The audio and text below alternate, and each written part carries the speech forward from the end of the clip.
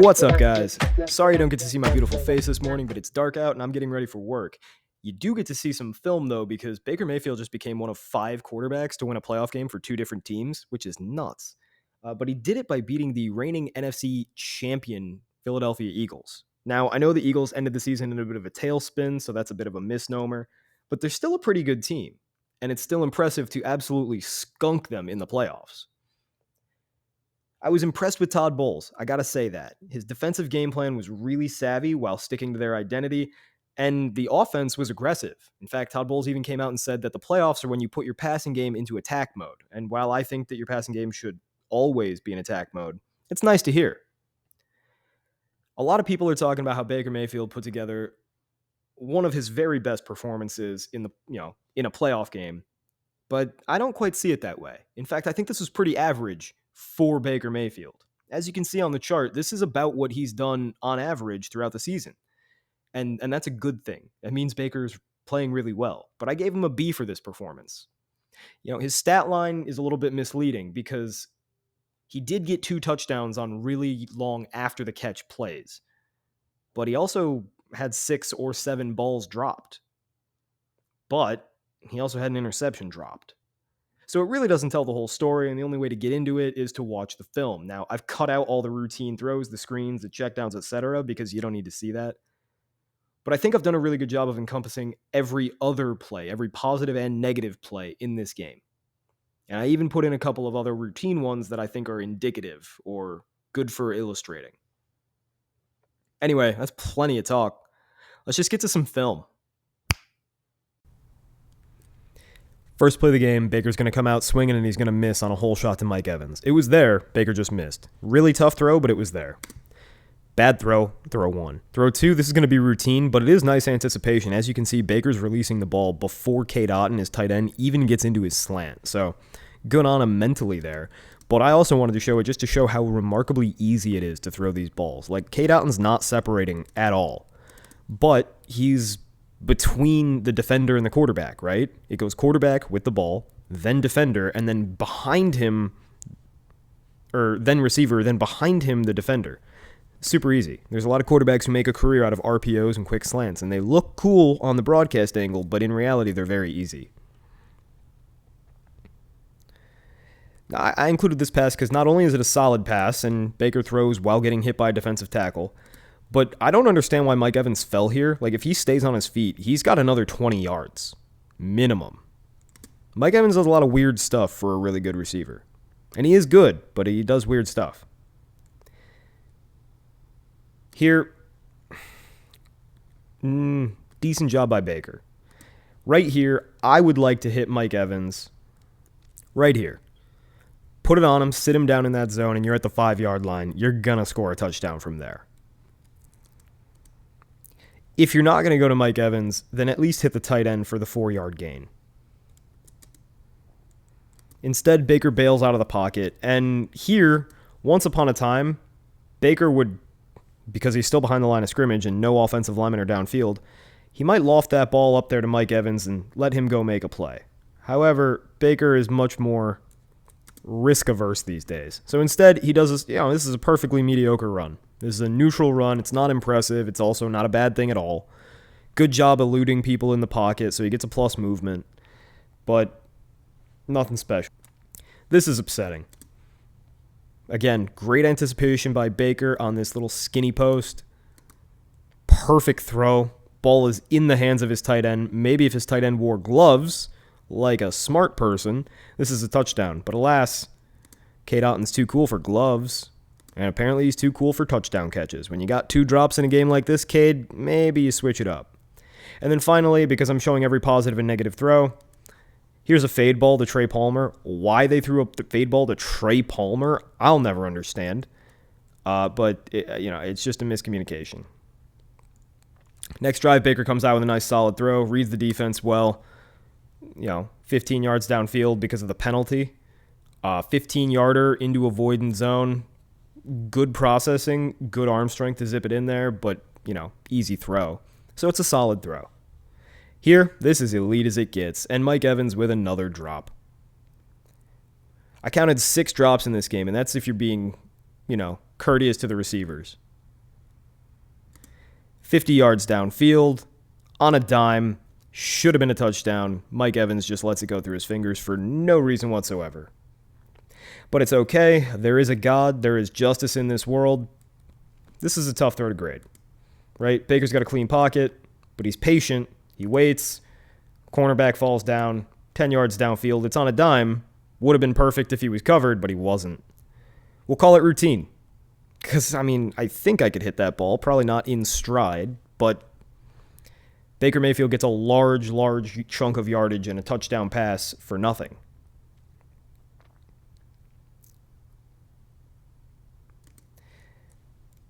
All right, Baker's going to take a sack on this play, so I figured I would pause it at the top of his drop and see where he should be going with the ball. Frankly, I don't really see anything. Do you? You could dump it off to the running back or the tight end in the flats, but nothing downfield manifested whatsoever. On second down, check the ball down, but that's not really on Baker. It's a shot play that didn't work. This is on Baker. This is a pick. Or at least it should have been. And this is what separates Baker Mayfield's game from being a B plus A minus, and it's the reason that I gave him just a B. Steps into the throw, but he's late, right? If he lets go of this ball now, or drags that linebacker over with his eyes, notice that Baker stares down his receiver. If Baker manipulates the linebacker to one of the sides with his eyes, he can open more up in the middle of the field. He could also have just thrown the ball to Mike Evans a few yards to the right. This was the worst possible decision he could have made. He threw it into double coverage, and he's lucky that the linebacker has stone hands. That should have been a pick. Here you can see it a little better. Again, Baker does not move his head, does not manipulate anybody with his eyes. It's behind the receiver. It's into double coverage. Yes, Baker has a gun, and he can fit that ball in there sometimes, but there's no need to, especially when you got 2 receivers on either end of the screen here, more open.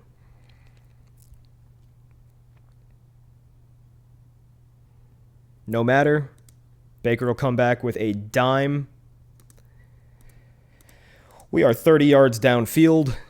Tight coverage, right off the hands of the receiver. Mike Evans, another drop. Watching it live on the broadcast angle, I couldn't really tell if it was a drop. But right here, you can see it's pretty clearly a drop. The ball is in between both hands. It is Mike Evans. That's a perfect ball. That is an elite throw. It is just dropped. Here, Baker does a really good job. He knows it's zone because of the motion.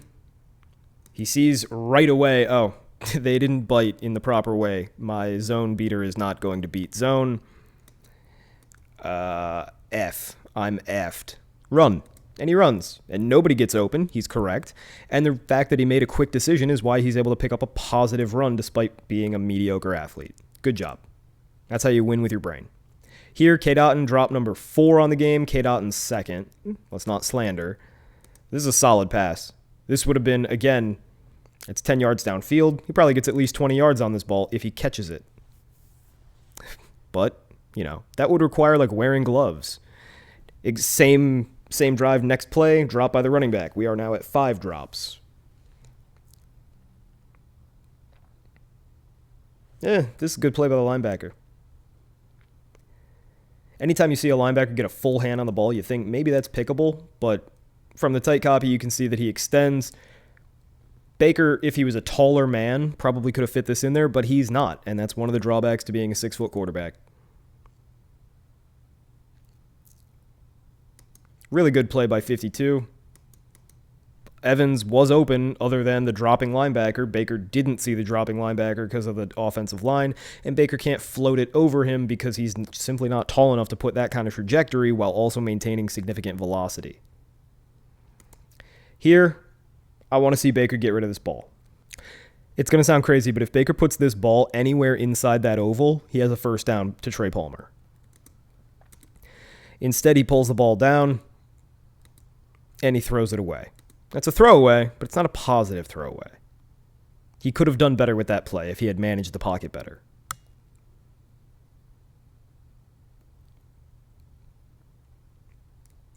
Little boot, right back to the tight end. This is a solid throw. It's almost a great throw. And you may be thinking, how? He had to do a pirouette. Here's how. Look at the leverage of the linebacker. If Baker Mayfield puts it on that inside shoulder, that might get picked off, and it's certainly getting knocked down. But because Baker puts it on the outside shoulder, Otten naturally boxes out the linebacker or defensive back. Oh, it's Bradbury. Oh, my God, he's slow. It's a really good throw. It's excellent leverage. Here, Baker misses the seam shot, and that stinks because he's actually been incredible on the seam shot this year. It just didn't work that time. Another drop. That's 6.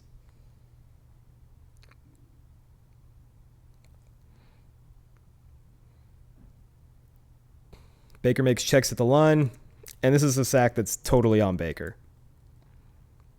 He got the right play. Now it's 3rd down, so you need the whole 10.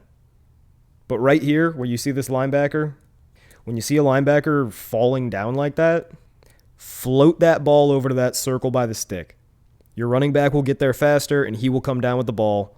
You will get a 1st down. Instead, Baker eats it, continues scanning the field. Nobody else is open. He had the right read from the start. He just didn't throw it, and now it's over. Should have thrown that floater. Should have given your running back a chance. Instead, bad sack.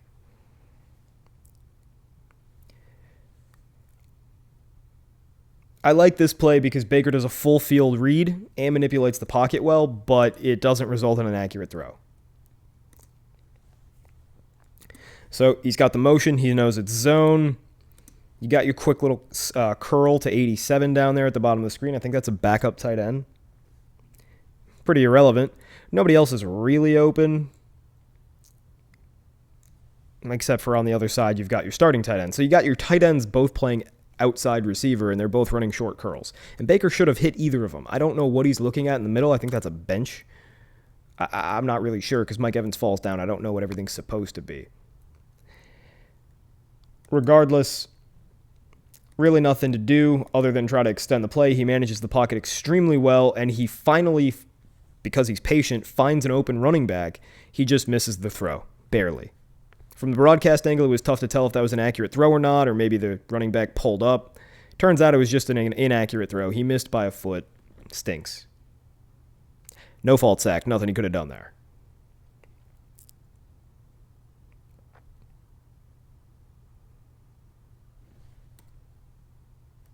And again, I don't really know what you want him to do here. Yes, he could float the ball to Mike Evans here, but it's impossible to do that because he's being hit by a defensive tackle.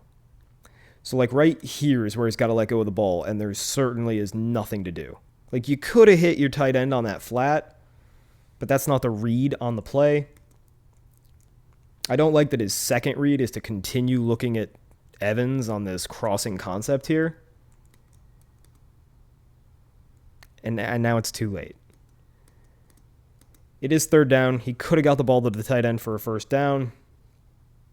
Yeah, F it.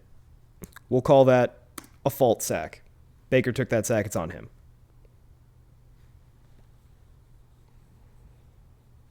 I included this routine throw because stats don't tell the story. Just like they didn't tell the story on Mike Evans' long touchdown drop, they didn't tell the story on that easy throw that went for a ton of yardage, nor this one.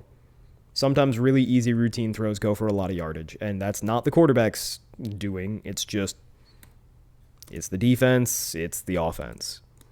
Here, excellent job understanding leverage by Baker Mayfield. Back shoulders it. Perfect. That is chemistry. That is solid. That is really good stuff. And so is this. I call this a great throw. Watch. When Baker throws this ball, he has no idea what Godwin's actually going to do. He knows that Godwin's going to end up going on some kind of vertical route, but he doesn't know if it's going to be a zig post, if it's going to be a fade. He just knows Godwin's generally going down that hash mark. He's being hit. He's on his back foot.